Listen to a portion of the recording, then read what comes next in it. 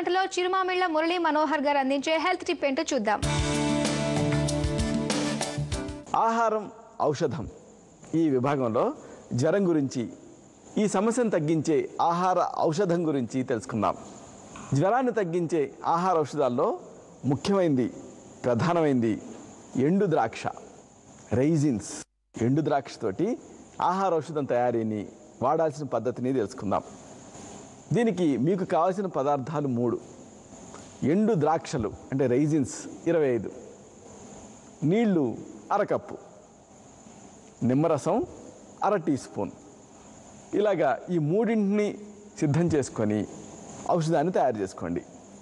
ఒక పాత్రలో 1/2 కప్పు నీళ్లు తీసుకోండి. ఈ నీళ్ళల్లో 25 ఎండు ద్రాక్షలను వేయండి. 4-5 గంటలు నానబెట్టండి.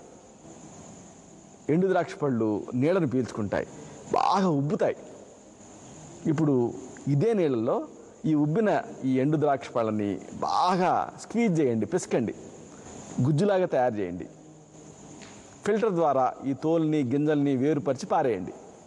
ఇప్పుడు ఫిల్టర్ చేసుకున్న ఈ ద్రాక్ష రసానికి 1/2 టీ స్పూన్ నిమ్మరసం కలపండి. మీకు ఒక చక్కటి రుచికరమైన జ్వరహర పానీయం తయారైంది. దీన్ని కొద్దిగా సిప్ చేస్తూ తాగండి. ఇది జ్వరంలో కనిపించే అరుచిని, ఆకలి లేకపోవటాన్ని, వేడిని, అలాగే పెదవులు ఎండిపోవటాన్ని, నిస్త్రాణాన్ని, బలహీనతని, అలాగే మూత్రం తక్కువగా రావటాన్ని, ఇలాంటి అన్ని సమస్యల్ని తగ్గిస్తుంది.